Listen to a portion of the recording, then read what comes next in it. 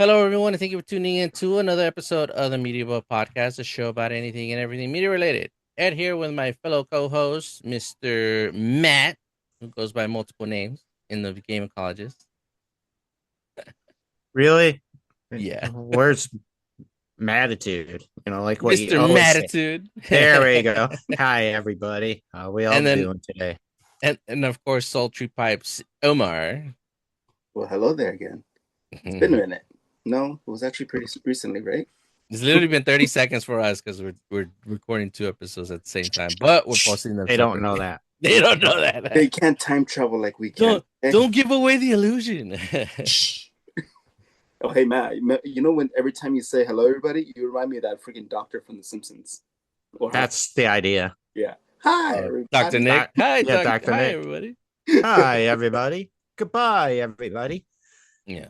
But anyways, I digress.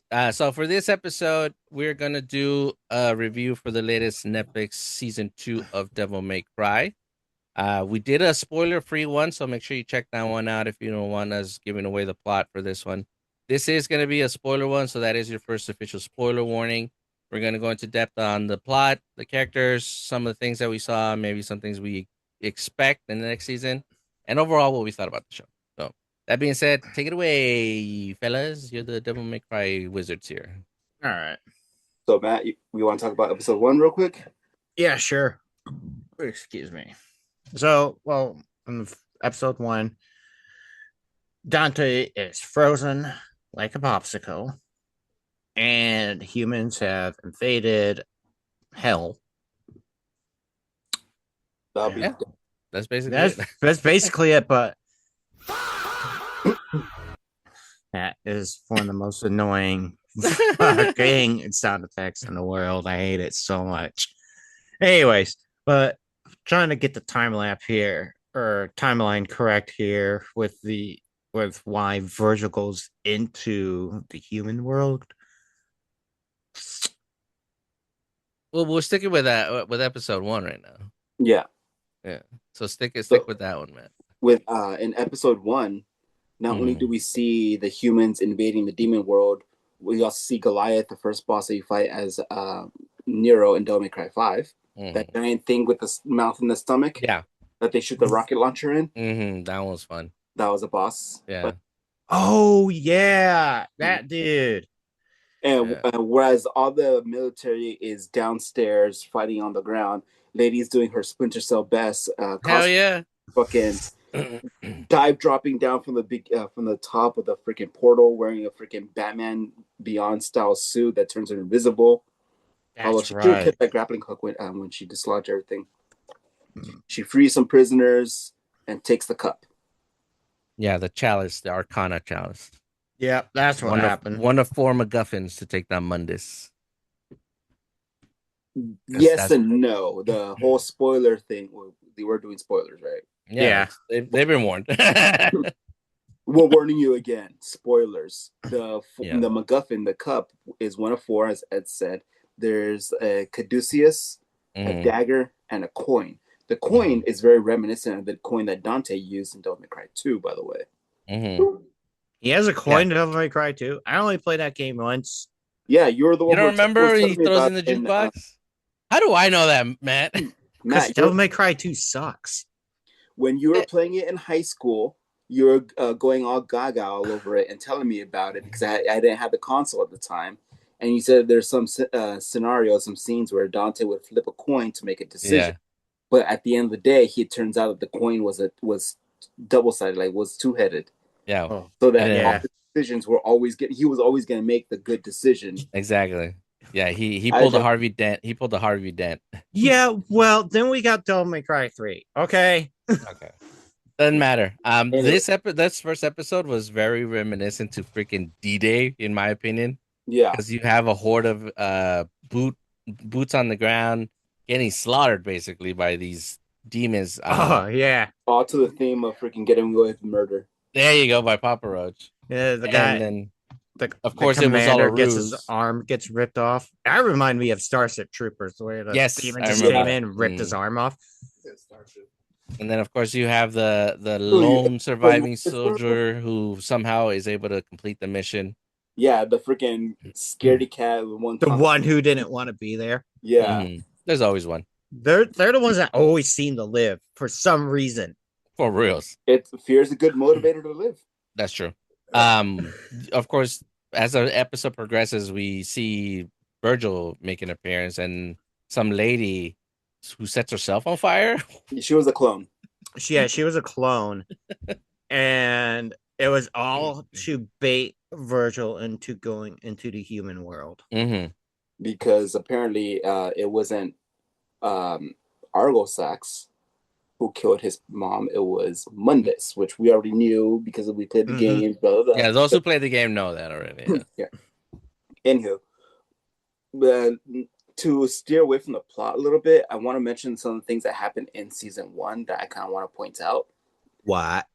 First of all, we get the introduction of Jester. Mm-hmm. Yeah. Yes. I was Lady's happy to see dad. him. Mm-hmm. I mean, you can tell because of the eyes. Yeah, well, no. The thing is, though, like in this animated series, they gave the heterochromia, I think that's how you pronounce it, to Lady's mom instead of her dad, which he had it in Devil May Cry 3. Okay. He didn't get the different eye color until he injected himself with the artificial serum at the towards the end of season 1, and you see his eyes changing, and then there you go. But I like that when I saw him, I'm like, wait a minute. Like I remember Matt and Omar mentioned this back in season 1 review. Yeah, the Jester is a key character in Devil May Cry 3. Yeah, and he's also the I guess you can say the hidden double agent the military, the US government has in the Hell world. Yeah, but I mean, he's just, which I think this will play into season 3, that the Jester, because he in Devil May Cry 3, he's the one that tricks Virgil into bring that tower into the human world. Him and Negru. Yeah. And like once again, he's scheming for something. Yeah. Yeah, because even though he's following orders, you could tell that he has something up his sleeve. Yeah. He's an agent of chaos. Mm-hmm. He's essentially Joker, but with demonic powers. Basically. Can you imagine that? Speaking of which, freaking Jester also summoned the plastic chair. Oh yeah, the thing. I saw that. Yeah, that was funny. People were disappointed that Virgil never actually sat in it. But still, he fucking referenced the meme. Mm-hmm. So there we go. There's that. Yeah, it's always good when they do callbacks to the video games, even though it's its own original IP. Well, no, the video game, the chair never came out into the video game. It's just a meme that people create using mods. Ah, okay. Yeah, he was actually Virgil in Devil May Cry 5 was actually sitting on like a throne thing that he. But they turned it into a lawn chair. Nice. Why? I think that meme started because there was a video going around like during a storm somewhere in the States, where there was high pressure, like high winds just blowing everywhere, and the only thing that was staying in place was a chair. Was a plastic lawn chair. Yeah, I remember that. People were calling it that was Virgil's chair because he is the storm, and the storm. So they just gave him the freaking chair. I don't know if that's the truth, or I don't know if that's how the two connect, but it seems right to me. Yeah, wow. Nice. But yeah, the first episode is definitely a really good way to set up the plot, which is obviously find those 4 MacGuffins to defeat Mundus and take over Hell, which is what the U.S. government wants to do in this one. Yeah, and throughout the whole time, though, ladies, there are scenes where that cuts into her sitting with Dante in his chamber because he's still frozen this time. Mm-hmm. She's kind of like torn in between doing the right thing or following orders because she doesn't really know anything else in her life. She's always known just to kill demons, but she see that because of Dante and because of the refugees she tried to save in season 1. There are good demons. Like there are demons who don't even want to like fight or kill or anything. They just want to live. So she's torn between all that, and so she's having an identity crisis essentially. Yeah, and she actually tells I forget his name, Zabra or not Zabra. Or is it Arius? She tells Arius that she regrets not listening to Dante when he had told her that they don't care about the humans. That all of this is just to get power. Yeah, she's Banes. Yeah, Banes. Yeah, she tells them that about Banes. But also, it's Well, the reason why she's also struggling a lot is because of she tried to help those Mackays, Mm-hmm. and Yeah, the then what's his name? Banks, right? Yeah, Banks. Baines. Banes slaughtered them. Yeah, He ordered their slaughter unfortunately. Yeah. when she was like trying to make a turnaround, and Mm. she's like, "Oh, they might be Mackays, but they're They don't like deserve that. Yeah, they don't deserve that. They're just regular people." Yeah, Yeah. they're refugees. They're trying to make a living from themselves. They're not Mhm. fighters. They're not warriors or anything like that. Also, can I just point out that Mackay's the ones that aren't hostile, they look a lot like Zabraks, which is the race that Darth Maul belongs to in Star Wars. Yeah, They have the little looks like horns. Oh too. yeah, They When I also saw that, I'm like, why do these guys all look like Darth Maul races? But Yeah. I like the fact that they're shining more of a light into that. And then it also reminded me of an episode, Matt. Remember when that one girl demon was telling Sam that hell is bad as just as bad for them as it is for the people there? yes, Yeah, it reminded me of that. Like that episode was just like hell is just as bad for us as it is for humans. yeah. Because like the stronger ones Torture step the on, weaker ones, yeah. yeah, Mhm. they step on the back of the weaker ones. Yeah, and seeing that in the show, it's just like it it just really resonates well with the motif of the series in general. Mm-hmm. well, that's they did also mention that hell was never, or the Makai wasn't always like that. It only got poisoned air and it became arid because of Mundus's rule. How he just became Yeah. too over, like just too power hungry. And that's something they added in the show, right? That's not Yeah. reminiscent to the game. No, Well, that's actually pretty cool. I like that they did that. no, they hardly ever really explore the demon world in the games. There's probably maybe like 2 or 3 levels in one of the games that I could think of, maybe two, that actually take place in the demon world. Otherwise, it's here on Earth in their located city or wherever the fuck. Yeah. What the fuck? In my house? Damn, the disrespect. We got a little scuffle going on at on Matt's side. But All I did was flip John off, and he wants to fucking cry.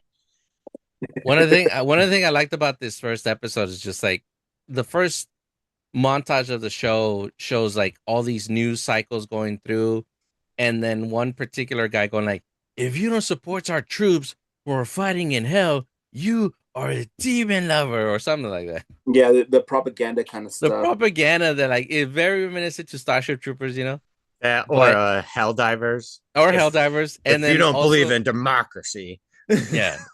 Also, or I mean, just or Warhammer 40K. that's true. Yeah. Also, just paints a pretty picture, kind of like the state of the world of where we are right now, Well, invading a place that we shouldn't be invading. Yeah. Oh, people are gonna be crying about politics, blah blah blah. There's politics in almost everything now. It's inherent. That's true. You Call of can't Duty is get- like the number one culprit for that one.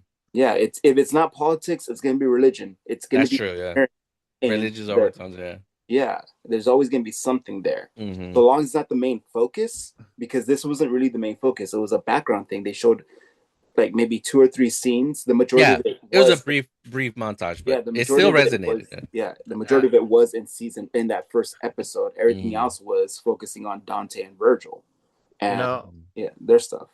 I was just about to say, if you don't want politics in your video games, go play Alien Isolation. But then again, there's corporate politics in that game. There you True. go. See, Bro, This is- even what is it? Bioshock. BioWare? Bioshock, yeah. Bioshock is Yeah. heavily corporate propaganda. Even Mhm. freaking Fallout is corporate propaganda. Yeah, Yeah. it is. Anyway, let's transition from there to episode 2, Yeah, that's a good transition. Isn't it? which is where Virgil goes into the real world and has that CNN talk show kind of introduction and expose. Oh yeah. Oh yeah. Do they do it like in the style yeah. where do they do it in the style when Cell took over the TV in Dragon Ball? No. Yes and no. It was Okay. more like an actual kind of like Maury Povich kind of thing, or Nice. it was Also, one thing we kind of forgot to mention: the first episode is called The Fallen. Episode 2 is called Shades. Was it the same talk show where someone was like, where they had like a Maury reference, where he's like, "Oh, your husband is a demon." That might have been because we didn't see the show, like the That's funny. studio. We just heard it on the security guard's TV. Yeah, Nice. that was fucking hilarious. Nice. But yeah, so Virgil comes up to a talk show. He's basically having an interview kind of thing, something like late night TV or something. Nice. He sits down. Jerry.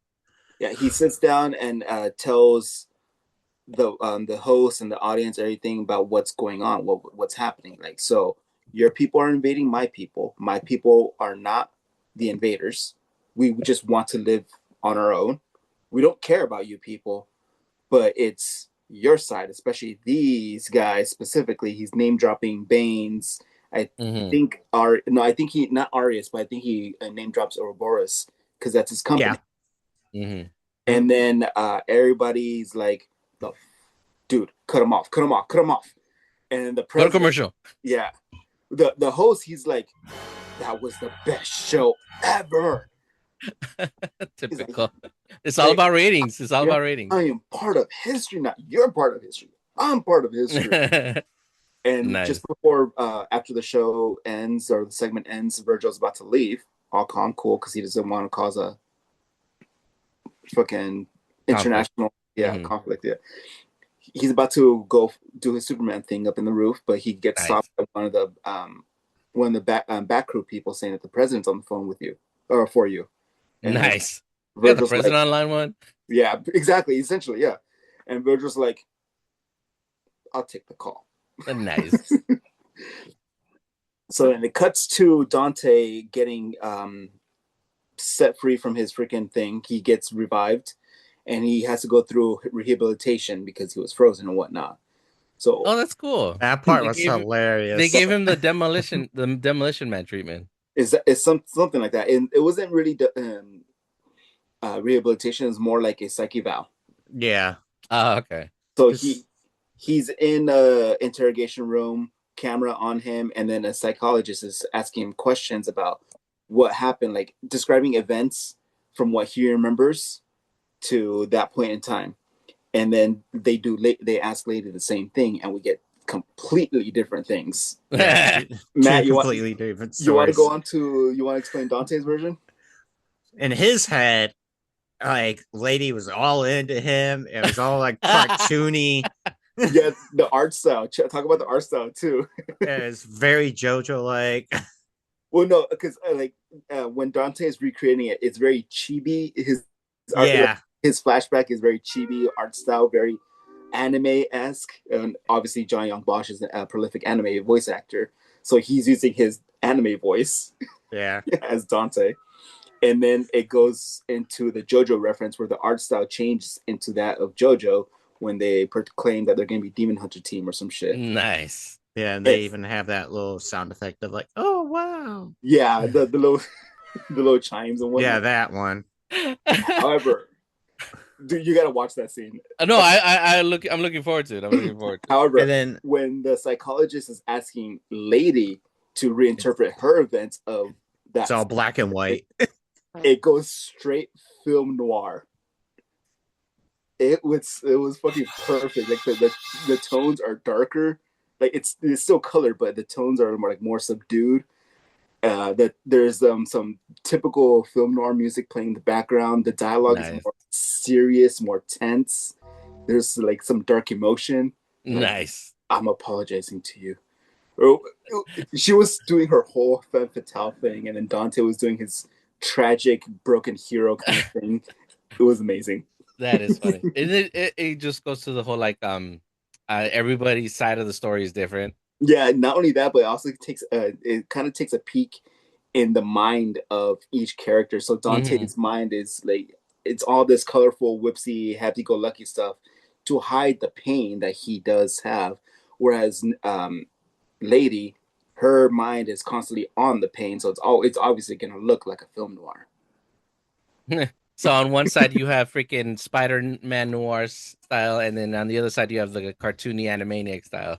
Yeah, exactly. Yeah. And then they do show what really did happen. Obviously, yeah. Yeah. Also, in this episode, it also introduces Nell Goldstein, who is, if people who are familiar with the games, she is the one who made Dante's iconic Ebony and Ivory.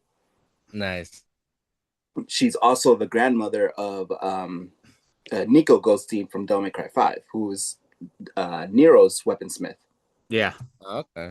So what one thing that they added that wasn't necessarily really explained in the source material, at least not that I know of, was how they made or what they made Dante's pistols out of so that it could withstand his power and they won't shatter on him. Because remember how it was in season 1, how whenever he would use regular guns, it would just break. Yeah, on they would break apart. Yeah. So in this case, they made it out of Macayan metal, which is metal found in the demon world, which is more sturdy, durable, and can withstand the demonic power that Dante has. And that's also something they derived in the show, not in the game. I don't know if that's the same thing in the game. I don't know. All I know is that, well, all we know is that Nell Goldstein made the weapons.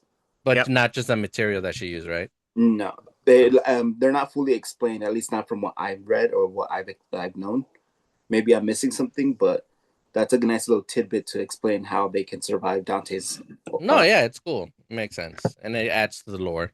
Yep. Especially if it's its own unique design. And what? I'm gonna turn on my AC because it's getting hot in my room. Yeah, because even other games like Bayonetta, even though she uses conventional weapons, she has magically infused weapons that can withstand her witch powers. Because otherwise, the conventional weapons also break apart. Yep. That's cool. That's cool that they added that. That's basically really the gist of what happens in episode 2. I mean, there might be something more that I might have missed, but it's not as prominent as Dante getting free, those flashback scenes in their heads, and the introduction of Nail. Oh, wait, that's right. There is a scene in after Dante gets his pistols, he does this whole gung fu reloading thing. Oh, Yeah. yes. Yeah, I saw that clip. Somebody I actually already posted it, and it's based off a YouTube video. Yeah, the video is called Tactical Reload, I think it's called, by the YouTube channel Corridor. So just go ahead, give it a watch. It's like beat for beat, most of the stuff.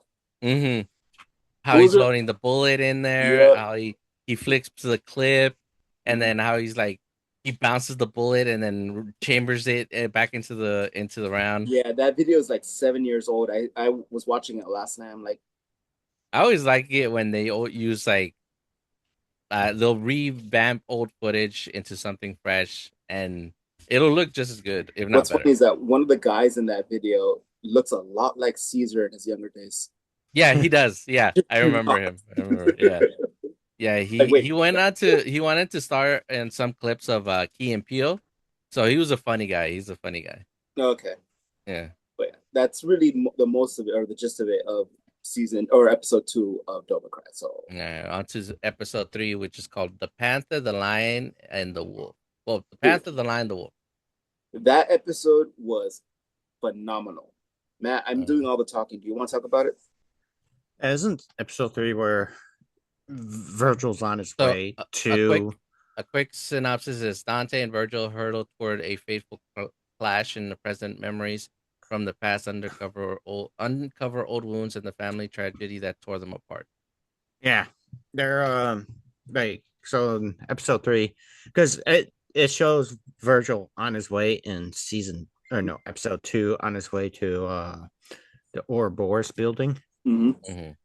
And you get a bunch of like snipers all lining up on the building, but then Dante's standing in like the reflection pool, right? Yeah. Oh, the Washington Monument? Yeah, the Washington Monument. They're in the Capitol. Yeah, they're in the Capitol. So Dante calls out to his brother. Virgil lands, and I think one of the best parts is like Virgil just looks right at the sniper. Oh yeah, that was fucking awesome. And the sniper's like, "Oh shit!" Now, mind you, he spotted me. The snipers are miles away on a rooftop, miles away. Nice. And freaking Virgil looks and sees him through trees and shit. Oh wow! And the the sniper fucking- obviously can see that because the eye line is Yeah, is no, on his scope. they give you a zoom of Virgil looking at you through the sniper scope, Nice, and then the Yeah. fucking sniper is scared shitless. You can see the like, because he could see like he could see me. yeah, exactly. Just to show And then, how badass he is. And after talking for a little bit, Virgil and Dante fight. And it was a pretty badass fight scene. Although one thing I would like to see was like if they referenced Devil May Cry 3 with like The rain one. yeah. Yeah. Mhm. One Yeah, now. that would have been cool. That would have been Mhm. cool because they had the opportunity to do it. Mhm. And also with like you know how Virgil like spins his sword as Dante shoots at him. Yeah, and that would catches all the bullets and lays them Nice. out neatly on the I would have ground. loved for them to What? recreate that. Yeah, he does that in Devil May Cry 3. That's like the Oh, opening okay. I thought they cutscene. did. I thought he did it in the episode. That I would have been wish- cool. That would have been like, cool because not only does he So many missed opportunities. not only did he line it up neatly on the ground, he flicks them with his sword in the game and I remember. basically shoots them back at Dante. Yeah, and I Dante remember that. just threw them in house. yeah. Mhm. I remember that. That was a missed opportunity. Yes, it was indeed. That is Yeah. a missed. So it was like a huge missed opportunity, and like also the part in that opening cutscene, Devil May Cry 3, where they're fighting, like they're swinging their swords so fast they create an air pocket bubble. Mm-hmm. They did that in the episode. No, Oh my God. they could have set it up, but I Oh mean, it's my still like a God. really good fight scene. Just I not mean, like- compared to the ones in the games, huh? It's on par, but It's they on just par. like for like the reference sake, That would have been cool. Yeah. it would have been cool. Uh, So, but yeah. yeah, I guess maybe they wanted to make its own original thing. You know, yeah. I mean, but Virgil does kind of kick Dante's ass. obviously. Yeah, I mean that's how it is. Yeah, that's how it's been for a while now. Yeah, he like. Although it's kind of funny. And then they were fighting to the song of "See You in Hell," right? That's also Papa Roach. Nice. Yeah, that is Papa Roach. Yeah, so they're fighting that song, but then like they're moving around. And it's like super fast, and as they're fighting, there's like a cave in one of the buildings, and somehow like the sniper. Because I forgot how they exactly transition, but Virgil kills the snipers pretty much, except for one. Nice. And before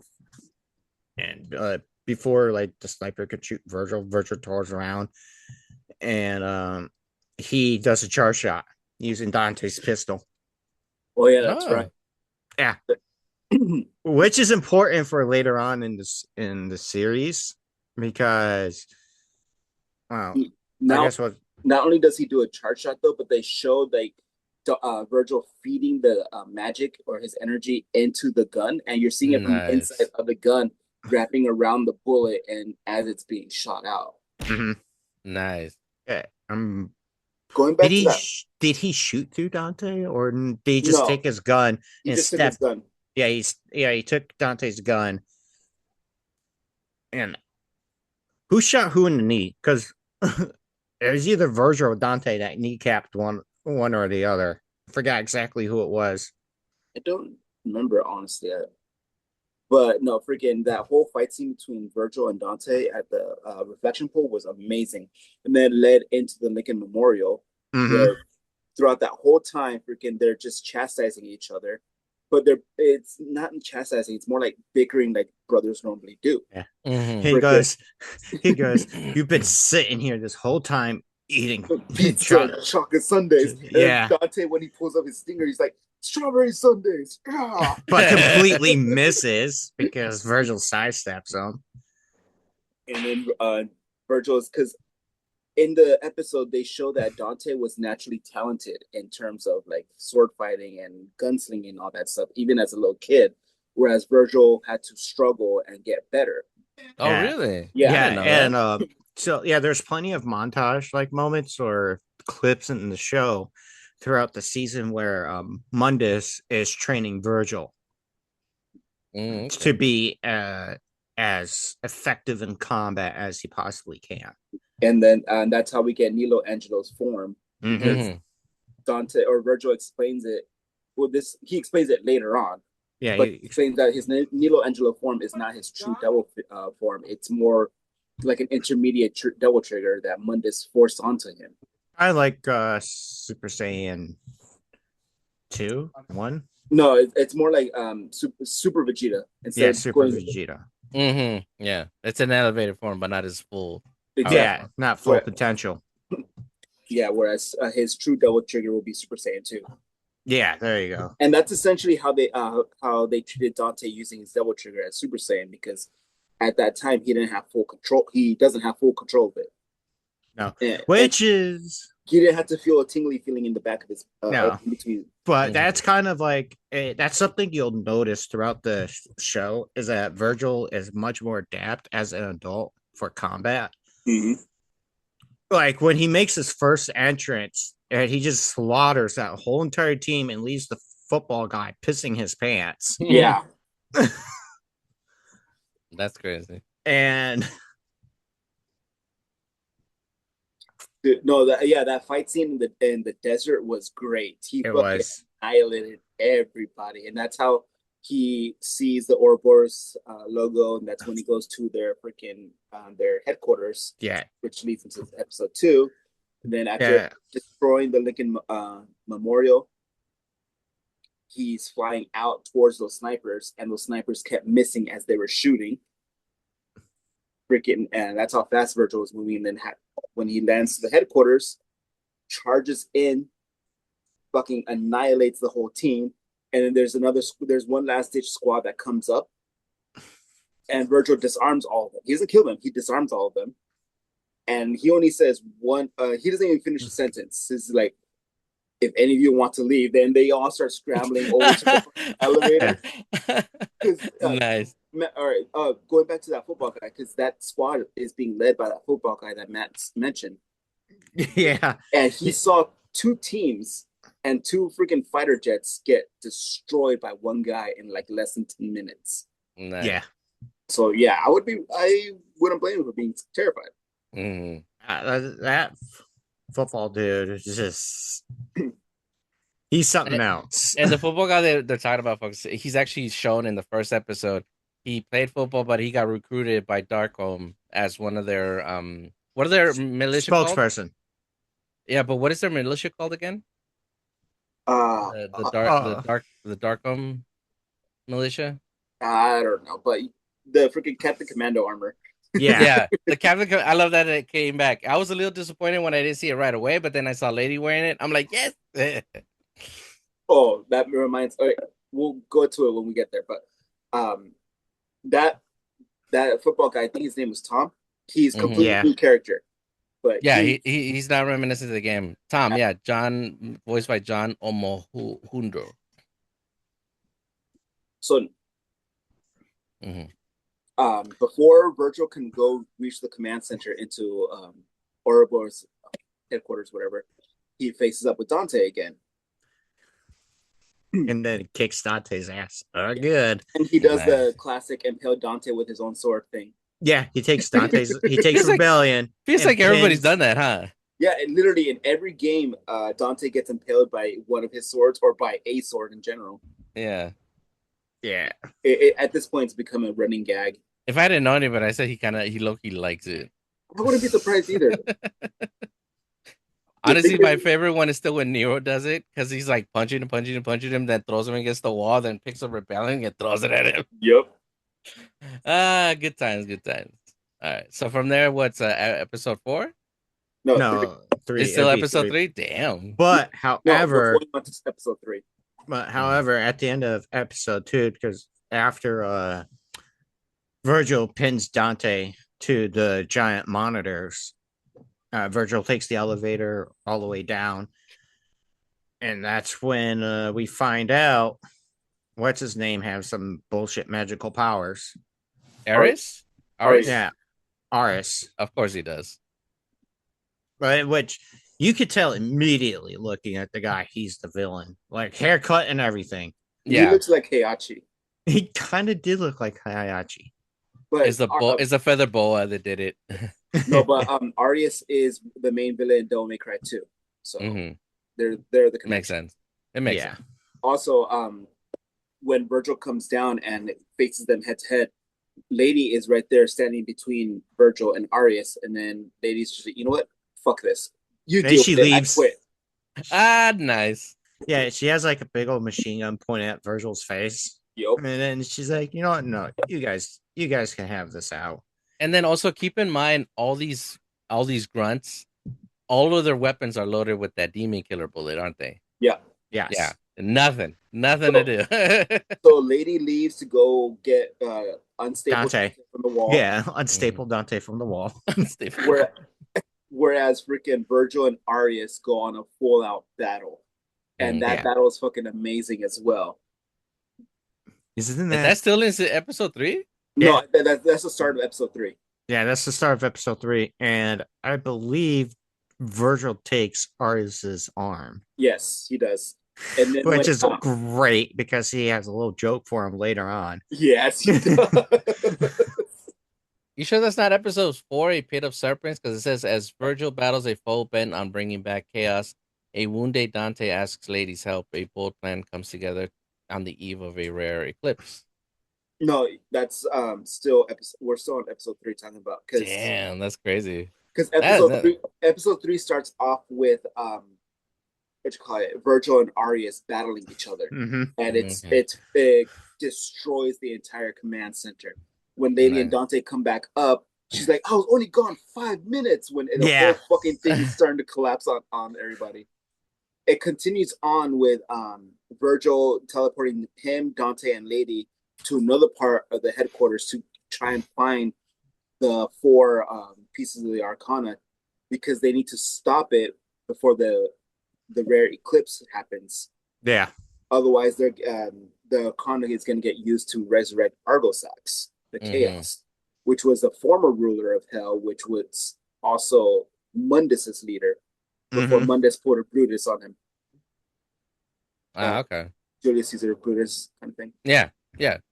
So stab in the back. Yep. Episode 3 continues on with freaking the trio fighting off this clone army of women who is also Arius' secretary. Yeah. And, because they find all 4 of the Arcana, and they're gonna try and get at least one of them away from yeah. And that's when Virgil makes the joke. At least I still have my arm. No, yeah, actually, yeah, it is. And freaking and Arius gets so mad. Yeah, he does. He gets so mad. Which I kind of forgot. Like, Virgil has a sense of humor like that. But because he's always so stoic. Yeah, he's just very deadpan with his humor. What I like about this fight scene, though, is because you see Dante and Virgil actually coordinating together, like how they used to when they were kids. He's like, "Hey, remember capture the flag?" Nice. So Virgil still holds those memories of him and his childhood with Dante dear, obviously, because otherwise he wouldn't have remembered capture the flag. Yeah. How they were able to use, because Dante explains that when they were kids, it was Dante and Virgil as one team and then all the other kids as another, and they had to come up with a plan to capture the flag, and that's what they did. Basically, Virgil was a distraction. Dante went for the goal, and they continued to coordinate with each other. So it was good seeing them fight side to side, as you would expect twin brothers to, especially if they haven't seen each other for so long and are kind of on opposite ends of the current spectrum. Yeah, and that's like the important part, I think, between those two, is that they're always at odds ends, but they don't hate each other. Like what Dante told Lady after she unstapled him. He goes, "Nah, if we were really trying to kill each other, this whole place would have been." No, we would have destroyed more than just a couple of lousy buildings. Yeah. So that's basically episode 3 and 4, right? No, that's episode 3. That's episode 3. Yeah, episode 3 is pretty much one big ass fight scene. Yeah, because it ends with Virgil teleporting Dante and Lady out of the compound somewhere far, further away. Which I think, which this happened. I don't know if this is at the end of episode 3 or at the beginning of episode 4, when they're teleported. A semi's coming, and then Dante runs in front of it, holds Lady, puts his hand up. I'm like, is that a fucking Twilight reference? I was about to say the same thing. Like, yeah, it sounds like a Twilight reference, but yeah, that's a beginning of episode 4. Yeah, and the reason being, Virgil teleported both Lady and Dante is because Dante grabbed the coin, and then he switched it without Arias knowing. Mm-hmm. You got to watch that episode. See, episodes 2 and 3 so far, Ed, will probably be the best ones that you might like in terms of action. Well, episode 4 is pretty long. It's 39 minutes. Yeah. Ooh, The thing I really like enjoyed about each episode is that they were pretty much action packed. And so what they did is like they give you a little bit of story and then got into the fighting. Or they reference how important the past is Yeah. Related to what's happening today in the future, in the current present. Mm-hmm. But I think the pacing of the show was done really well. Because like they didn't feel like 40-minute episodes. They didn't, but I still wish that they could have been a little bit longer. Anywho, so see, episode 4 starts off with a flashback that takes place 3 years ago, in terms of the game setting or the story, the anime setting, and you see Dante wearing a coat and attire that's very similar, reminiscent to the DMC Dante's attire. So Nice. he's got the blue jeans, the white T-shirt, the black jacket, the black coat, but with the red lining in the inside. All that's missing was the Union Jack on the arm. Yeah, I remember that. And where Enzo was still alive. Yeah, and then that's where we're introduced to Keith David's character, whose name is Lucan. Lucan, that's his name. Who was a very powerful wizard or magician. He had access to magic. But didn't he come from a time like what? His people are not of our world. That's what's heavily implied. So yes, because of how he describes things to Dante. Yeah, and then the visuals that you get with it, like you sense that he's very, very old. Mm-hmm. Aside from having long silver dreadlocks, but still. Nice. But and then once that flashback ends, it cuts into a scene where a lot of people are already hating about this, but Lady kisses Dante. Ooh. After he saved her from the semi truck that Matt mentioned. However, but the thing is, I'm sorry, Omar. Cut you off. You were gonna explain it. But like the reason why she kisses him is because she's like going through all this emotional shit. Yeah, that's exactly what I was gonna say. And she's like feeling vulnerable. Dante's like, she's gotten really close to Dante, but not quite like that. And she's just like confused. She's vulnerable. Remember, they're still kids, technically. Yeah, and I kind of It's true. They're still teenagers. People keep forgetting that. Well, are they teenagers? They are. Yeah. They're at least 19 or 20 at this point. And that's still pretty young. So they're really, really young adults. Yeah, and they're both very traumatized too. Yeah. So like how Matt was saying, she was very vulnerable, and Dante was like a sense of stability. He's a constant for her. Yeah. Yeah. But even but they like quickly come to terms like their relationship isn't like that. They're just friends. So like, why are people hating on it? I don't get it. I thought it was a good display of like emotional distress. Yeah, no, that's true.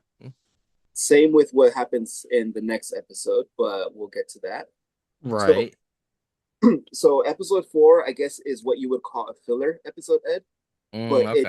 But it does drive the story forward. Yes, it does. It doesn't have all the action that you're expecting of it, but Matt said it drives the story forward because the reason why they introduced Lucan is because he's the only one powerful enough to destroy the coin that Dante stole, and the coin is one of the arcana that is needed to summon what you call it, Argosax, and they just keep it away for 22 hours.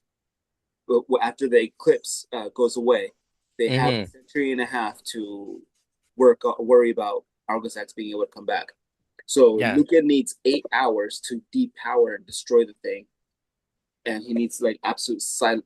He needs concentration essentially. So what he did was he masked the energy signature of the coin and scattered it about in different areas, like adding decoys all over the world Nice. to keep Arius busy while he does his thing. Yeah. So And when Goliath tells you to do something, you fucking do it. yeah, that's Spawn, by the way, not Goliath. Get it right. That's Then- cool though. Wait, He's who voiced by voiced the same Goliath? guy. He's voiced by the same guy. Oh yeah. Mhm. So you fucking lied to me. Yeah, I did. Anywho, so Dante, Made me second guess myself. How fucking dare you? I do that all the time. So Dante and Lady have to figure out what to do for 8 hours, and as we mentioned earlier, Lucan has a very sassy granddaughter who's like 8 or 9. And her name is Maddie. And also, Omar, do you think when she made her first entrance, like with Lady and Dante, and the way she skidded her little play car and it tipped over, was that a Devil May Cry 5 reference? With like how what's her name drives the van? It might have been. I'm not exactly sure. I had to go back and watch that one because I didn't really notice that. I just noticed the Akira slides all the time. Nah. I thought it was like a Devil May Cry 5 reference with like what's the granddaughter of like how what's her name again in Devil May Cry 5? Nico. Nico. Yeah, Nico. Way she drives the van, especially like when she goes, oh shit, and she goes sliding down the hill, and Nero's just standing there, like he knows she's gonna stop. That van is probably made out of some demon material too. It has to be with her fucking driving. And this is all for episode 4, right? A Pit of Serpents. Oh no, we're talking about Devil May Cry 5 right now. Oh, Yeah, okay. but with how Maddie drove in on her little toy car, and then she entertains Dante and Lady, and that's where we get Skater Boy playing. Nice. Like I how Dante was dressed up as Chun-Li. Oh wow. Yeah, and one of the scenes, they're singing karaoke. So Maddie, the little girl, pulls Dante up, and they start doing a little dance number while Lady's just looking on like, the fuck. Yeah, Nice. and she makes them partake in tea time and save the princess. Lady being the princess. And then Maddie's the one who gives Lady her iconic white suit that she wears in Devil May Cry 5. Yes. Or 4. The full white bodysuit kind of thing. Yeah. And yeah, and then that she also dresses up Dante to look like Chun-Li. And that was like what, 5 hours or so of time killed after she gets knocked out.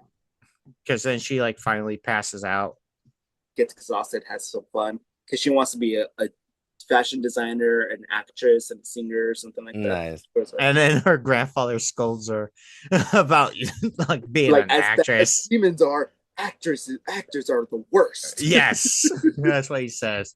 But that's why he's like, that's the other thing too. He says the way humans are, like that's like a hint at like he's from somewhere else. Yeah. No, he said the way demons are. Yeah. But yeah, it's heavily hinted that he's from somewhere else because he knows of Sparta. Arius knows him personally. Argosax, he knows about Argosax. Yeah, well, he was there like with Argosax when like because it's very like Egyptian-esque, where Argosax is fucking absorbing people and the people are willingly like letting themselves be sacrificed, kind of like how they did it like with the Mayans. The Mayans like offer themselves. Yeah, but in the setting, it's you see like all kinds of like hieroglyphs that are very similar to like the Egyptians. There's like some pyramids and just the overall look of it all. Yeah, and then continue on. This is where things get muddy with the fan base because of what happens between Dante and Lady. So after Maddie's passed out and sleeping, Lady doesn't really know what to do for like another 3 hours, another 2 hours or something like that. Dante goes to sleep. Yeah, Dante's like, just relax. Like, fuck. She Like, doesn't know how. yeah, no, that's exactly what she says. She doesn't know how to relax. She doesn't remember the last time she had a chance to relax. And that's when Dante opens up. Like, to be honest, I don't know how to relax either. Like, I may I mean, act like I don't take anything seriously, but I think I take things seriously. He was saying, but then ladies like, yeah, I know you do. You take things too seriously. That's why you act like an idiot, so that you Pretty much, but so like it's it's to hide his pain. That's how she describes it because Hmm. he yeah. doesn't want to feel weak or vulnerable. And then Matt, you're Let's wait for that fucking bullshit to pass. I was gonna say, but like the way Dante acts and stuff, it's also he's put on a brave face at all times too, because like he ends up in a lot of like bad situations, and it's like if he is freaking out, it's gonna make everyone else freak out worse Mhm. because like of his capabilities. Like it's like, oh shit, the guy who's super powerful is fucking nervous. What does that mean for us? essentially, yeah. Nice. That's So true. they're having that moment of vulnerability, and ladies like, I don't know anything anymore. I don't know happiness. I don't know love. I don't know anything but killing demons. Because remember, she's been traumatized since her father killed her mom when she was like 5 or 6. Yeah. Yep. And that's when Dante comes up, says something, and then they start making out, and then they have sex Hmm. off screen, obviously, but it's implied. Hmm. Yeah, And they can show yeah, that. and a lot of people are like, a lot of the fans of the franchise are gonna hate that because they never had any interactions like that. But like how Matt said earlier, these are two very vulnerable young adults who have no real sense of like comfort because they're always on edge. They're always expecting the next attack. They don't know when they're gonna die, so they can't like stop and enjoy life or what life is. But then they Hmm. finally find some sort of comfort from someone who's exactly like them, who for the first time in possibly decades, they have a chance to finally be vulnerable. It's a vulnerable moment. It happens. It's a real life thing. It's a very quote Mm-hmm. unquote human thing. I Hmm. don't like, it's something that's even that's even done in all forms of media, like in Yeah, even oh, like when you're watching like an action movie, yeah, you have a male and female lead. They may not be exactly romantically involved, but like they go through all this what's the word I'm looking for? bullshit. Not bullshit. Trauma, Not trauma. What's it? Conflict. ordeals. Oh, okay. They go through all this conflict and it's constant, and you know, then it shows them like hooking up or whatever the case may be because It's a sense of comfort. yeah. It's a change. It's a pause from all the chaos that's outside of their life, Hmm. just for a few moments of peace, I guess you could Well, say. for the record, dread has been scientifically proven to be an aphrodisiac, and it can get people aroused. People can get aroused from it. Well, then see, there you go. Even more Yeah, reason. yeah. So And at the end of the day, like you said, these are young adults. Their hormones are still probably at clocked at 120, and they're in close quarters and they're alone. So yeah, stuff is probably gonna happen. yeah, not to mention when was the last time they ever even had any, if Well, any? I'm pretty sure it was their first time for both of them. Although maybe not Dante's. Maybe not Dante's, but for ladies, it was probably her first time. No, there's a running gag that says that people say that Dante's a virgin, even to this day. Yeah, I've heard of it. I've heard of it. Yeah, although he obviously not anymore. Yeah. Well, I don't know about that. I mean, And keep in mind, he's constantly flirting with lady in the game as well. He flirts Yeah, with her. but Yeah. like at the end of the day, they just end up being Mhm. friends and No, like I know, more like a but sister kind of thing. even in real life, friends tend to be intimate every now and then. That's wherever FBWs come from. look, if someone's super serious like Virgil could FWB comes produce from. a son, and Hmm. what makes you think that Dante in all of his adventures Doesn't didn't get get, yeah, any? yeah, they didn't get any, yeah. But I mean, yeah, like you said, it is something that fans shouldn't be like getting pissy about. I think people just like to complain just to complain.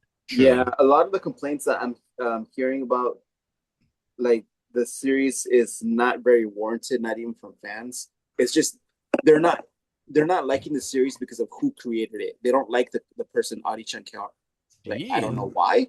I have no idea who the fuck that person is. I don't really care either.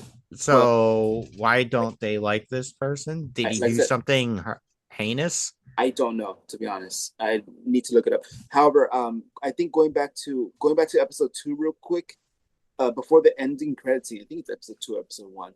They do have a what you call it, a dedication to James Vanderbeek. They did. And Adi Shankar, before he started Devil May Cry and Castlevania, he did a short fan film of Power Rangers, that super gritty dark one, where it's Oh yeah. Power / Rangers, and he had James Vanderbeek as one of the Rangers. I think he was playing Jason. Mm-hmm. So that could probably be the reason, like one of the reasons why, because they were probably together for a while, like hanging out, doing stuff like that, friends. That's cool. Anyway, going back, so episode 5 pretty much just ends, or episode 4 just pretty much ends with Lady and Dante boning each other, and then it goes into episode 5, which is where we go back to the action. Right. Because then the attack on the mansion, yeah. On the mansion with the jungle inside of it happens. That's Garden of Deadly Sins. That's episode 5, you guys. Yeah. So essentially, Arius and his what you call it, his secretary Kai, the one with all the clones, they find the location of the coin, and they attack it. They go through they send an army of the clone troopers in there. Yeah. And they start fighting everybody. Freaking Dante and Lady are trying to protect the little girl, and the old man, as he's trying to do his thing. That's when Kai comes in. She reveals that she's not only all these other people her clones, but she's a hybrid. Right. Through genetic processing. Yeah, she's an artificial hybrid. She's a test tube baby. She triggers her double trigger and attacks Lady. Dante goes Super Saiyan. Lady gets fucked up. Yeah, she does. But it's all strategy to get Dante away. Yep. She gets fucked up. The little girl gets kidnapped, and Lucan dies. That sucks. Yeah. Arius cuts him in half. Oh man. He gets the coin, and yeah. There's fire. The cool tiger dies. I know. I was sad when I saw that little scene. Adorable. But I did like when they're in the hallway, guarding the door.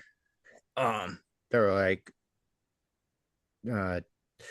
like piling on top of Dante, and then he activates his devil trigger, and then like one of the Harpies ladies go, "Oh crap!" Oh yeah, he pulled a Vigo. Nice. But then Dante, like when Arius tells Kai to attack his weakness, which was the strategy, and then she goes in, takes Lady, brings her up into the sky, and like all the Harpy lady demon bitches just cut her up, and Dante flies up, and what does he say? So I want to rip your beating heart. I'm going to feel it in my hand. Nice. Like he got violent. Yeah, so like I remember him doing like one of his moves, a variation of one of his moves, the prop shredder in Devil May Cry 3, where he spins his sword like a buzzsaw. Yep. Except instead of spinning it with the blade pointing forward, he spins it like a regular propeller when he's charging through all the Harpy clones. Nice. So that's which I was going to say they did a lot of the like the moves that you do in the games, like with Virgil, when he jumps up and spins around with Yamato in his hand. Yeah, they should have done like more like nods to the specific moves that they do. Because Dante can't do that with Rebellion. He does spin it, but he spins it perpendicular to his arm, not as a helicopter. Yeah, he spins it like how you would spin like a pistol. And freaking Virgil only uses his summon sword once. Yeah, and also when he did Judgment Cut like once or twice. Yeah, he did it a couple times, yeah, but I was Yeah. hoping he'd use more summon swords. Some swords are cool, but I would like to see like more of the judgment cut. And what's the one where he's just like where he draws a sword out really quick and then it creates a vacuum? That's the Judgment Cut. That's judgment cut? Yeah, you're thinking about Judgment Cut End, where he slices the screen all over the place. Yeah. Yeah. That's Okay. Judgment Cut. Judgment Cut is just the generic, the draw the sword out and create that vacuum of slashes. Okay, I was thinking of judgment cut, and he only used that like once or twice in the whole entire series. Mm. Like like in that was it the first episode when he's in the desert? That's when he uses it. That's Judgment Cut End, Yeah, and where everything's all slowed down and then he sheathes his sword and then everything. Yeah. And then everything gets all cut up and drops down. And I like the line that he says at the end of all that. He goes, "Any one of you that are still breathing, you're going to tell me what I want to know." Pretty much. So that's basically the gist of episode 5. Yeah. That's like a brutal one. It is. It is pretty bad. So And then They killed off 6, Keith Davis. Episode 6 is Purgatorio. A flashback sheds light on Bane's and Lady's first meeting with Virgil in another dimension. Dante is forced to see things from a different perspective. Yeah. Dun, So what we learn is like Bane shows up and he's not even the vice president. He's like a senator or something like that. Oh yeah, so in the flashback, Baines, as Matt said, he's just in regular congressman or some shit. Yeah. He's got his entourage of Darkholm, I think it is, Mm-hmm. and they're trying to fight a demon. Yeah, and then he But says in- there's something way worse than just a demon inside of there. Yeah, and then they cut to inside the warehouse where you see a young lady who's like maybe 15 wearing Wearing her Devil May Cry 3 outfit, the schoolgirl outfit, Oh, the schoolgirl one? Yeah, the Nice. schoolgirl. fighting a fucking Fallen. Mhm. Fallen is a bad guy in Devil May Cry 3 that is annoying to fight. So it looks like an angel. It covers it has like two pairs of wings. One big Yeah. ones that covers its stomach, Mhm. And and it has then the torso. one The that torso fly. of a skeleton. Yeah, the torso is a skeleton face that you gotta freaking destroy, otherwise you won't be able to hit it. Yeah, they Which were he- annoying. Yeah, Which my strategy is just shoot the shit out of it Yeah, until shoot it it. drops. that freaking enemy though was annoying because it could fly off screen and Mhm. still attack you. Yeah, that Mhm. was annoying.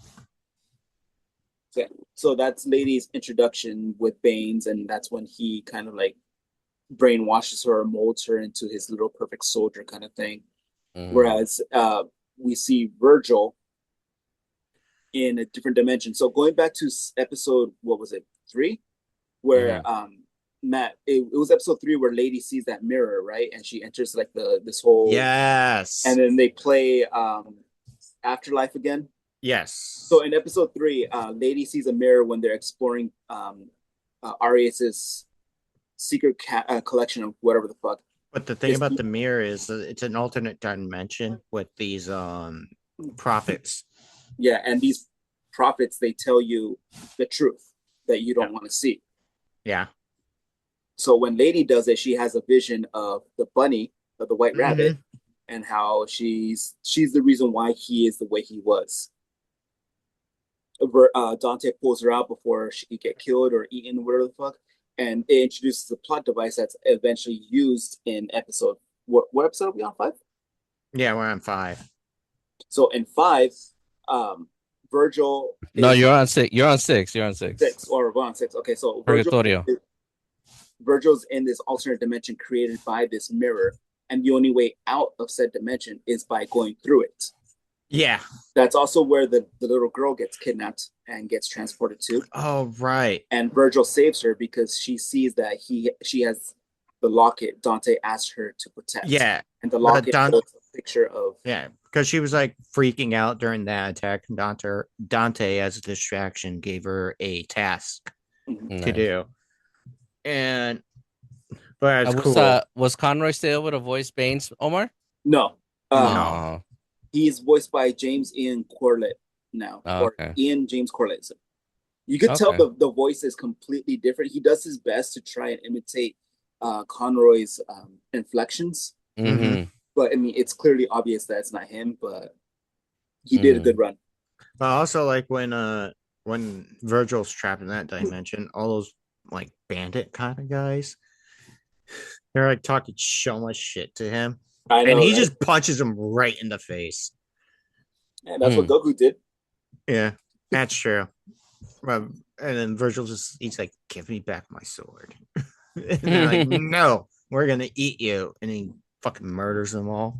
All right. This altered dimension, it reminds me of one of the stages that in Devil May Cry 3 where you actually are in the demon world, where their stairs are sideways and you enter sideways, upside down, that kind of stuff. And that's exactly how it is. It's just that it's brown instead of white. Yeah, You Okay. remember that stage? yeah, I remember that stage. It's a I bit of forgot an what annoying one. I forgot what mission it was, but you'd have to refight the bosses in that one. I think it's mission 16 or I, 17. I think, yeah, it's closer to the end of the game when Yeah, you go through that stage. you got to refight bosses in order to light up the crystals of their Yeah, respective colors and form a circle in order for you to open up the gateway to go back out. But no, at least the environment is reminiscent of that mission. So and Virgil uses that to his advantage because there's like a spot where he jumps down through like a like a like a passage and comes out the other side and just drop kicks this dude in the yeah, face. cool. It's like he was fighting with Beowulf without having Beowulf. Yeah, Mm. which reminds me that the guy that talks the most shit to Dante in the demon in hell is the boss that you fight as Dante when you get that key that makes you go in your double trigger and it makes you stay in double trigger and your life is being depleted. Which one was that? That was like mission 14 or 13. The dude with his eye missing and he had the wings, he looks like a cat. That's Beowulf. Yeah, okay, yeah, that's his name, Beowulf then. Yeah. And that's how like Virgil ends him in the game. Yeah, Virgil ends him in the game and in the series, in the animated series. But he didn't get Beowulf. Like he didn't get the gauntlets in. They need to give him their devil arms. That'd be so cool. But yeah, so episode 6 is just Virgil going through the mirror, and that's when he finds the truth that it was actually Mundus who ordered the hit on his mom. Yeah. And it was Mundus's plan to try and get both Dante and Virgil to be his servants or his top generals. But he also made it out to look like it was Argosax who killed his mom. But the part I liked about that scene is that like Virgil's like, you know, yeah, that makes sense. Yeah, he's like, I had a suspicion. It fits way too perfectly. Yeah, and then like you just confirm my suspicion. Yeah, the prophet's like just pretty much like, and then Virgil just has a straight up boss fight in there. Yeah, I like how he does save the girl though. Like, I don't know why he did it because it's not for like like he doesn't do shit like that. She's a kid and she expressed like the same kind of vulnerabilities that he did, so it was kind of like a kindred spirit. And he ends up a lot of the time. There's been times where Virgil says iconic lines, like in episode 3, he says "foolishness, Dante," and in this episode, when he's talking to the little girl, he says that power or might is everything. Like without power, you can't protect anyone, let alone yourself. Yeah, and that's what he tells the little girl, and the little girl's like, "So I have to become stronger," and he's like, "Yeah," and it'd be fortunate that you had to learn it without going through the same things I did.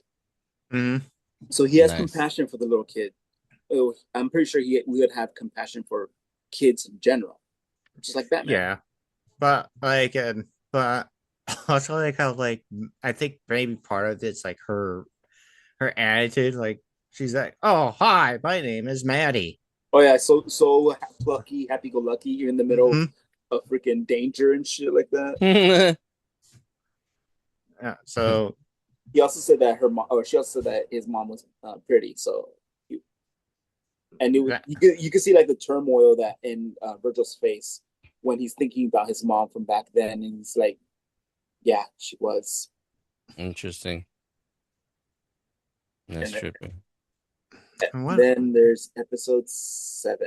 No, 7. then something else major happened in episode 5 You mean 6? or 6. Yeah. Yeah. Oh yeah, Argo's X gets summoned. Baines dies. Right. Damn. Also, we learned that Argus X has lived like 27, 28 mean- lifetimes. You Arius. mean Arius? Arius, yeah. Mm. Yeah, he reincarnates every time he dies. So he Yeah, started that- off as someone from some poor peasant in Italy who was Yeah. being beaten by his drunk father. Mm-hmm.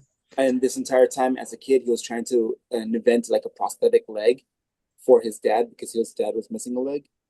You see the little blueprints that he is basically like a little Leonardo da Vinci kind of guy. Yeah. And then like it shows him be a little bit older.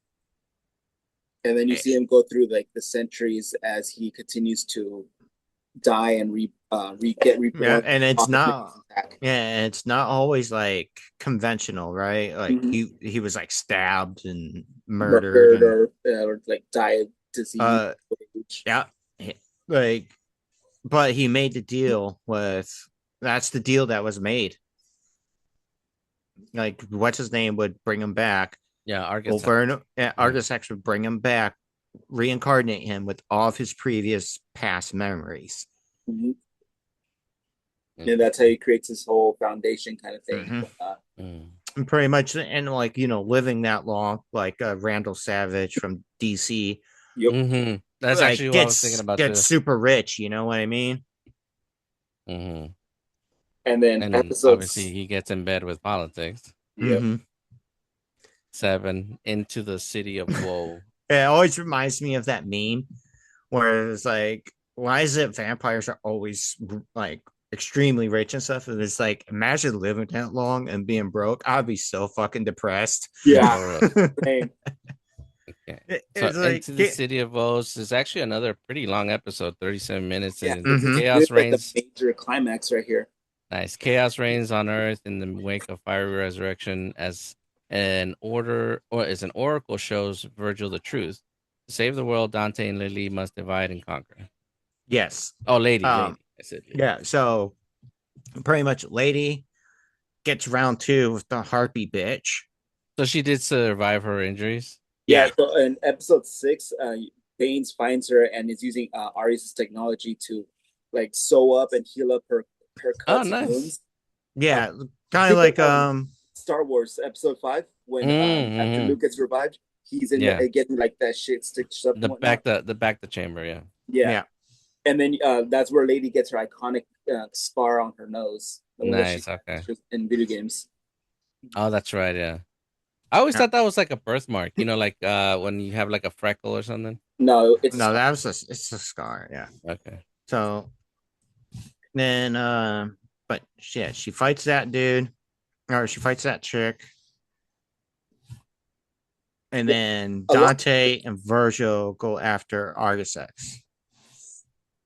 Yeah, so a lot happened. So first of all, Dante and Lady split up. So the whole plan was to open up the portal to the other world to let Argus X in and basically conquer it, long enough for just to let Argus X in and close it up again. That was the quote unquote the original plan that Lady was told. Yeah, that's the original plan that she was told. That's the original plan that everyone was told. Yeah. But the whole thing is that Argus X wanted to conquer it all, turn everything into chaos, break all the rules. And the reason why Argus X needed the portal open is so that way he could devour as many people and then go kill Mundus. Yep. So throughout. So he's Cell. Essentially, yeah. Well, I mean, Mundus did betray Argus X. Mm-hmm. Like, yeah, I remember that. No, but so throughout the entire time that Argus X is weak but just freshly summoned into the human world, Dante is fighting him while Argus X is sucking up people like Cell does. Jeez. Lady is going back up to the command center because that's where Sparta and this Double Sword Sparta and the vials of Dante and Virgil's blood and the perfect amulet, which is all keys needed to open up the portal, are at. So Lady has to go up and get those pieces before they can use it and open up the portal. Nice. However, Lady is sought by Kai, which is the Harpy Lady, and a bunch of the other commando soldier guys. And Ed, you're gonna like this one. There's literally a guy who looks like fucking Captain Commando standing in her way. Oh, Yeah. what? Like an actual, like he's got the proper The haircut. hair? And It's like sunglasses. Yeah, the sunglasses. It's like a sandy blonde instead of like straight up blonde. Oh, But nice. he looks like fucking Captain I always Commando. like that reference that they made the militia wear those outfits, even though it has nothing to do with that game. And then Lady breaks his fucking arm. Yeah. Oh man, Lady doesn't want to kill them because they're human. They're only following orders. she's just So- disabling them. Yeah, so she's in a standstill. She's like, fuck, what am I gonna do? So while the Harpy Lady flies off to go do whatever the fuck, she's like with commandos. Then our all-American football hero, Tom, comes in swinging to save the day. So he teams up with Lady to stop the whole all bullshit. Nice. While Dante is fighting Argosax and trying to save as many human lives as possible and give Lady enough time to break the whole ordeal. So he's basically Hercule of this, isn't he? Yeah, He's the essentially. Hercules, because even though he is a prominent combatant, he's obviously a wuss.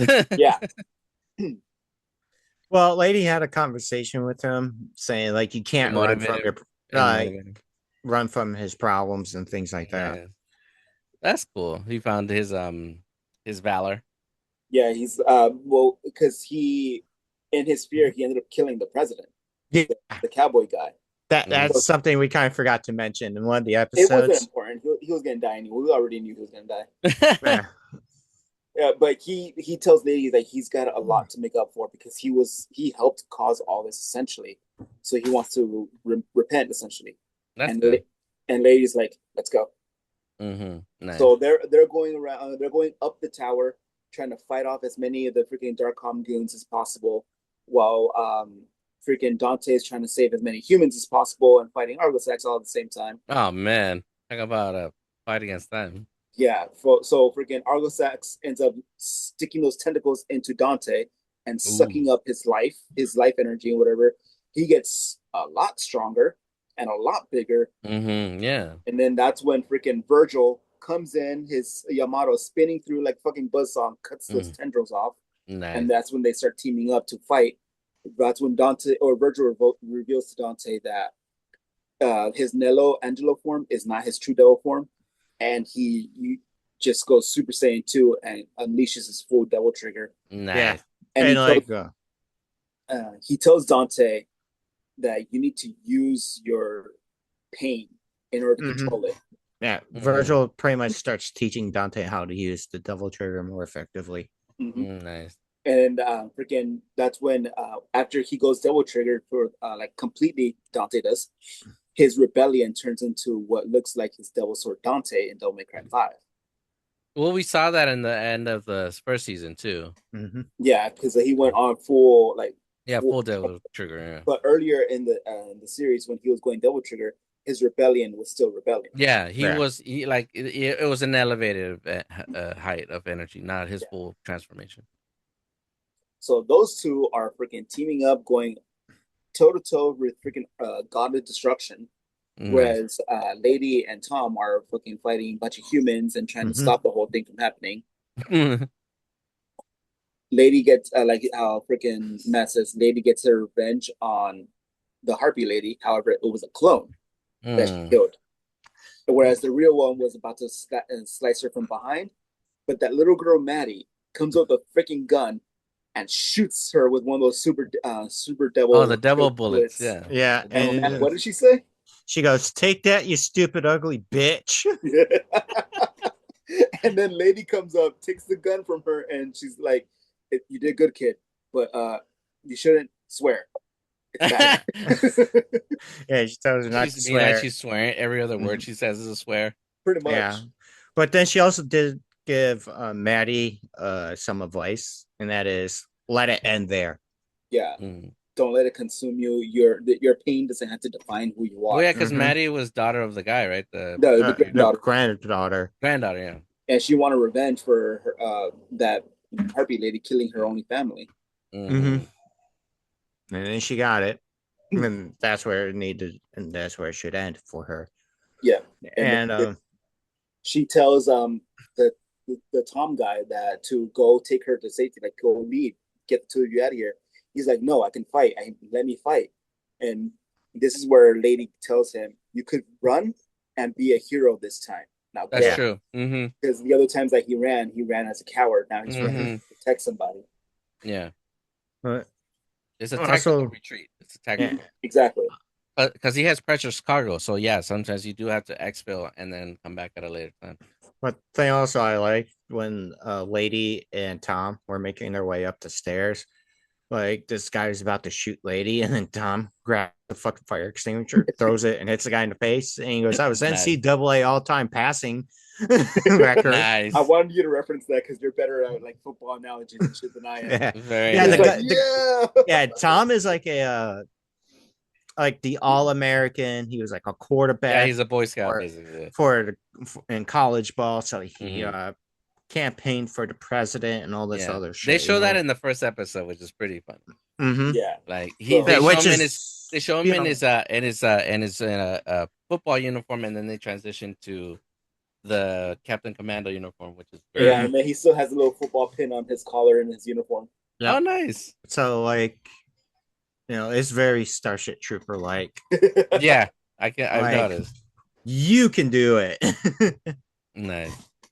Yeah, so see, episode 7 ends with Dante telling Lady to open up the portal because Dante and Virgil got their asses whooped. Yeah. By Uh, Vergasai? Yep. Vergasai? Yeah, Vergasox starts to get Argosox. stronger, and Mhm. Argosox, yeah, he gets stronger and stronger. And then Dante's plan is to open up the rift for them to go to hell for Mundus to Mundus, how you say his fucking name? Mundus. Mundus? Yeah. Okay. It's Latin. It's Latin, okay.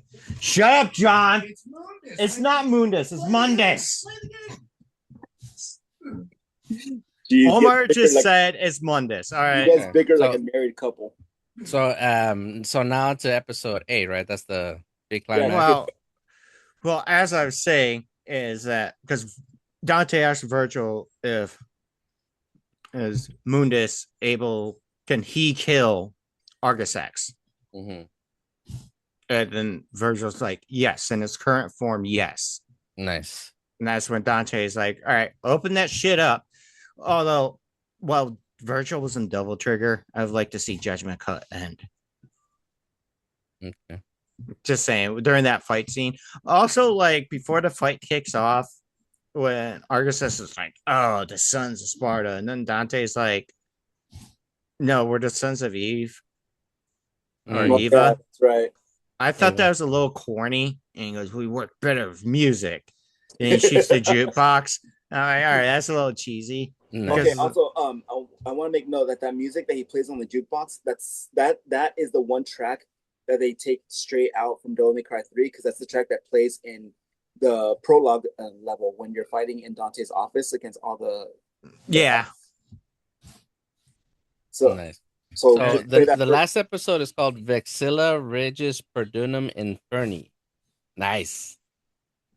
all that. Yeah, a lot. Although I don't know what it means aside from King in Hell.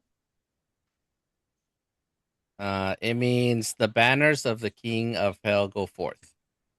Oh, okay. So yeah, now they're in hell.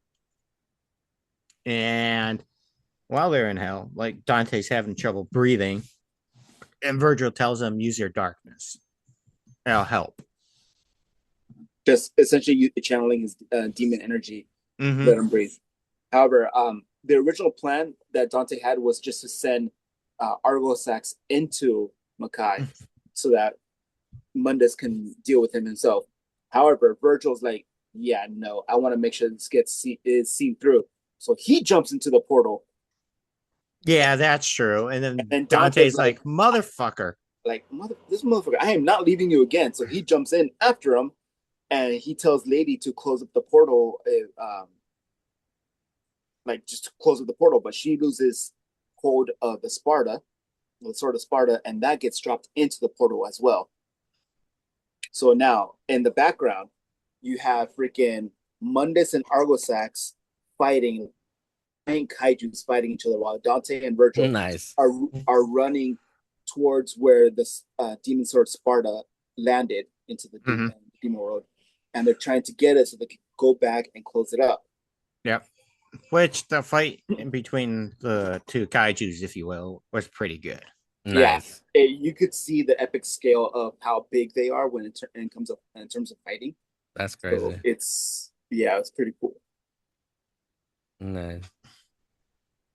Then after freaking Mundus freaking pulls out Arius from Argosax's chest and beheads them. Oh damn. Yeah, Mundus, like, he Viltrumites Nice. Argosax, but from behind. He just takes his hand, makes a spear, drives it into him, grabs what's his face, yanks him out, and throws him. And then Wow. And the guy, what does there's another one scene that we kind of skipped over. That's when what's his face? What's the villain's name again? Arius has Dante in the chair. Oh yeah, the whole freaking mind meld thingy. Yeah, the mind meld thing. And also I think there's a Blade reference there when all those tubes came up and stuck in the Dante and started draining his blood. Remember in the first Blade movie they do something similar? Yeah, to summon the blood god. Yeah, the blood god. I mean, it could be a Blade reference because they both needed the blood of a half breed. Yeah. So, but also like Dante said something about like his cybernetic arm and stuff being a little cliche. Well, yeah, something like that. Yeah, like I said, it obviously wasn't that good of a scene. Then it was pretty trippy because there was a part in that whole mind meld that Matt was talking about that freaking Mundus. Oh, Dante breaks free and starts attacking Arius, but Arius stops him and shatters his freaking rebellion. And rips off his head from his body. Yeah, for it to be just like a freaking hallucination. Yeah. And then Dante goes, "Let's go back in again. I can take you this time." Yeah. Right, so back to the kaiju fight. Yeah. Hey, but hey, did somebody say let them fight? No, unfortunately. But like when the guy Argus hits the ground and you see his broken ass fucking robot arm. He looks up. He's like, 27 lifetimes to live one as a god was worth it. Nice. 28 lifetimes to live moments as a god, and then he's like, worth it. And he dies. And then Mundus fucking takes his sword and decapitates Argosax. Nice. And then freaking Mundus corners Dante and Virgil. Yeah, he throws the head in front of Dante and Virgil just before they reach Sparta's sword. Yep. He summons a bunch of little demon minions along with Beowulf. And that's when he's like, are we going to join forces now or what's up? Essentially. Like, because Makai is in chaos and we need to bond together to rule it properly. Mm-hmm. And then Virgil. So he actually comes to them with a proposition. He doesn't try to attack them. Nope, exactly. Well, yeah, Mundus. That's pretty smart, actually. That's pretty. Well, smart. He wants the son of Sparta, the sons of Sparta, on his side because his lieutenant. It just makes him that much more stronger. Mm-hmm. And that's where that's when Virgil's like, you really think that now that I know that you were the one who killed my mom, I'm gonna join you again. And instead of denying the whole thing with her, Mundus like, yeah, I killed your mom. She was weak. She made you weak. Why do you think freaking Sparta left her? Jeez. Why do you think he left you guys? Because you guys were weak. Sparta didn't betray me. He was trying to keep me on my toe. He was trying to keep me on my path because Mundus was going on about how after he overthrew Argosax he was paranoid that he's going to get betrayed as well. He got power hungry, and that's how his hands started getting sloppy, and that's how Makai became this whole wasteland kind of environment. Sparta, being his most loyal lieutenant, was trying to keep him on that edge, on that pathway of being a fair ruler, making sure that he's taking care of the people of Makai, and not being some kind of arrogant, freaking power hungry monstrosity like Argosax was. Mhm. Interesting. However, Mundus got too big for his britches, and the only thing that Sparta could do was put him down like a stray dog or a rabid dog. So that's when they fought, and yeah, that's how Mundus is explaining it to Virgil and Dante, and they're like, "Yeah, no, I couldn't care less." Yeah, like, it's my mom. Yeah. Yeah, Mhm. and And then They did a Tony Stark. I don't care. You killed my mom. essentially, yeah. Uh, And that's when the demons start attacking and start fighting freaking Dante and Virgil, and they go through all this whole demon spieling thing. nice. Kill all the demons after Beowulf is fucking murdered. Dante and Virgil finally reach the Devil's Sword Sparta. They grab hold of it at the same time, like they do in. Well, no, they didn't do it in the game.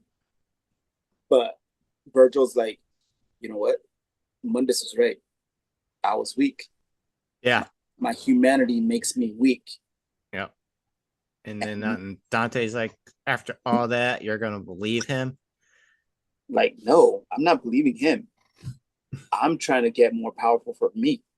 Yep. So that I won't have to go through that shit again, essentially. But the And only way then I was gonna say, like, the only way that for him to do that is to stay in Makai, to rule the demon world. Yep. And then they fight, and it's a pretty good fight. And Did you know that in that last fight between the two of them, they do like a frame shot for frame shot when Virgil gets resurrected in Devil May Cry 5? yeah, So there's this like these couple of scenes in that fight in Devil May Cry 5 Mhm. where after Virgil gets recombined with, well, after V recombines with Urizen and becomes the all-powerful Virgil, Dante comes after him and they fight. Virgil flips his katana so that he's holding it by the handle, but it's still in the scabbard, and he stabs Dante with it. Dante grabs the sheath, and pulls it out, and he's flying away. Throws it back at Virgil, and Virgil catches it as it slides onto the blade like it was being resheathed. Nice. They recaptured that frame for frame in that final fight between the two of them in the series. Nice. yeah. Also, like going back a couple of episodes where Virgil and Dante are fighting Argosax, Virgil teaches Dante how to use a charge shot. And he says jackpot. Yeah, No. Dante, we still use that infidel jackpot. Yeah. But and then this fight, also the last fight between Dante and Virgil on this last episode, Virgil used the same tactic that Dante used to beat Virgil when they were kids. Oh yeah, that was a nice little throwback. Yeah. Nice. There's like a flashback of Dante and Virgil like sparring, and Dante like trips Virgil and has Virgil fall. They're using sticks, and Virgil's chest hits the stick, right? And then Virgil does the same thing to Dante, but as adults, and Nice. stabs the shit out of Dante yet again. This And then he, his own sword instead of Dante's sword. yeah, and he picks Dante up, throws his ass up into the sky, into the portal, and then he takes Sparta's sword, removes the amulet from it, and chucks it at Dante, and Dante grabs it. Aw. As he's about Yeah. to pass out from blood loss. Yeah, blood loss. And then How- freaking How sweet. Mundus is trying to chase after before the portal closes. And after Dante grabs the freaking amulet, you see Mundus's giant stone hand trying to reach out to him, but it misses him by that much. As the portal closes, Dante plummets back to Earth. And hits the ground really fucking hard. Yeah, and then Virgil, it still has the Devil Sword Sparta in his hand, transforms back to Force Edge, which Yeah. is another weapon that Virgil made. So he does end up with one of his devil arms. Yeah. And then basically he says what he tells Mundus at the end of Devil May Cry 3 secret ending. If my father can do it, I can beat you too. Yeah. Mhm. And then he said, Makai will have a ruler under me. Essentially. And then he charges towards Mundus with both swords in hand. And Mundus is like, all right, bring it, bitch. And that's how it ends. That's how the series ends. Or Nope. the Yep. season ends. No, that's not how the season ends. Oh, Yes, it does. No.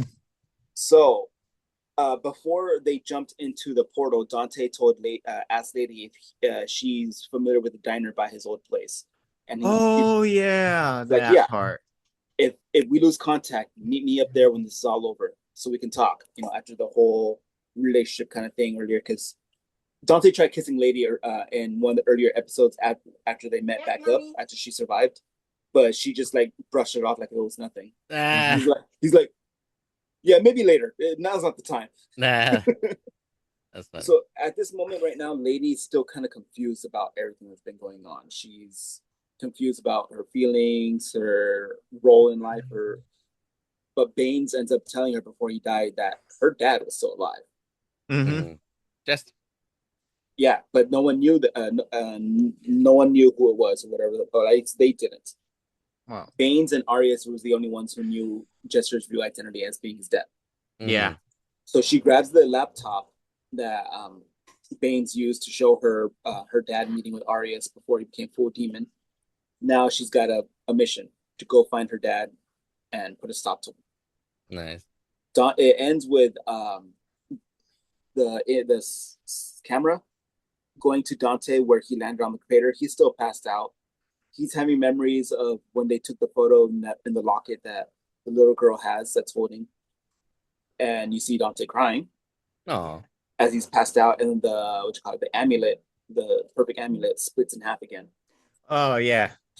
That pretty much ends. While Lady is giving her little monologue as she writes a letter and leaves it with a strawberry sundae at the diner for Dante. Like, I know that you are alive. I know you got this letter, but I got my own shit to do before I could think about moving Nice. forward. Uh-huh. There's I gotta put a stop to my own darkness first. So she went to go find her dad, which is gonna be obviously Probably Jester. season 3. Yeah, it's Yeah, probably gonna be and she season finds 3. out that it's that Jester is her dad now. Nice. So Wow. we'll see And how. so they ended it a bit of a cliffhanger, which is good, because here's hoping season 3 gets screenlit faster than this I one. think they did already screen. They already gave the green light to season 3. That's great. So hopefully we'll get to see it next year, if not sooner. I mean, most likely next year, but either way, yeah, that's gonna be an interesting show to watch. I definitely look forward to it, especially all the quips and one-liners that are clearly just gonna be stupid as hell but funny. Yeah. Yeah, but other than that, I mean, folks, is there. All 8 episodes are available on Netflix. Definitely check them out. Let us know what you think in the comments if you're watching us on YouTube or Spotify. What you think of some of the episode. What was your favorite episode? As of right now, IMDb is rating episode 4 and episode 5 the highest at 8.9, and then episode 3 and episode 8 at 9 and 9.1. So those episodes definitely hit with fans. Honestly, like I would agree that episodes 3 and 7, because those are the ones where you get to see Virgil and Dante fighting. With episode 3, and then you see them team up against a big giant bad guy, just like how it was in Devil May Cry 3 together. So in episode 7, so those are definitely 2 of my favorite episodes right there. But having that little filler episode where they're all just having the time of their lives with the little kid, that was pretty fun. Yeah, sometimes they can be. Filler episodes sometimes can be fun. Yeah, I mean, especially because it was just that one quote unquote filler episode, but it was still enough to move the plot forward. Again, yeah, what happens next? Yeah, exactly. The lull before the storm. Yeah. What were you gonna say, Matt? I was just gonna say that with season 3 coming about at some point in time in the future, hopefully they just like really flesh out all of like Lady. with her father. You know what I mean? Mhm. Yeah. Close that chapter. Close that chapter and Mhm. move on to like because I mean in the game at the end of Devil May Cry 3, Virgil like disappears Mhm. and then he's brainwashed. Question it and like because he does fight Mundus, and then that's how Mundus brainwashes him. Oh, okay. Well, we'll see. We'll see what There's a lot season. of there's a lot of Mhm. reports or like a lot of speculation saying that season three is Uh-huh. going to take place in like this around the same areas as episode or Devil May Cry 1 took place, like on Malay Island, where you fight Mundus. Huh?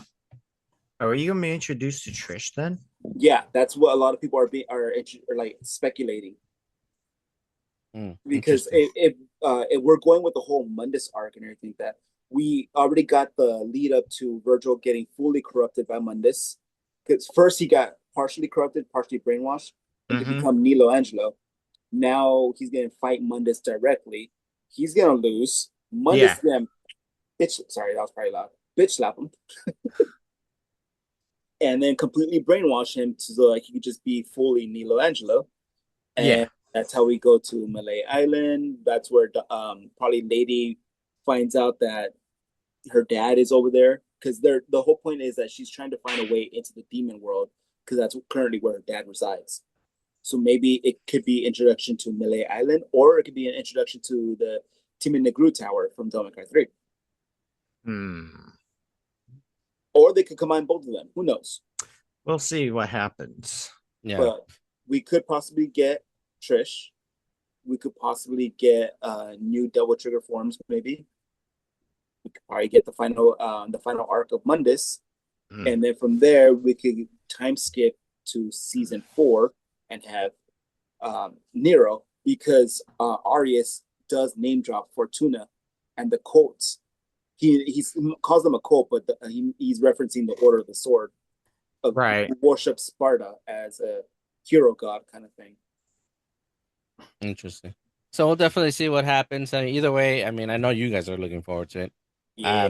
Yeah, and definitely check out the show, folks. It's on Netflix. I don't know if it's any other streaming. I think it's No, it's a exclusive to next that. Netflix exclusive. And then check out the games. Some of the if you have Game Pass, you can try the games for free on Xbox. And they're not that expensive anymore, so you can probably try the first 3 or 5, which is the most popular one. Just remember that it's not going to be a one-to-one No, translation it's not. of No. games. It's a retelling of the series, so it's its own story, its own franchise, its own history. Well, not own franchise, but its own storyline. Different Yeah. history, but it's going to have nodbacks and callbacks to games and whatnot. So Nice. just don't be a purist. Yeah. Well, if you sat around long enough to listen to this entire episode of an in-depth review of season 2, definitely give us a like, comment below, tell us what you thought. You can always reach us at Instagram on the Media Buff Podcast Show. And as always, make sure you check out Maono. And if you use code word Media Buff, you can get 10% off the first purchase. So with that being said, we will talk to y'all next time. Toodle. Bye, everybody. Good night, man. Drink your water. Stay safe. Jackpot.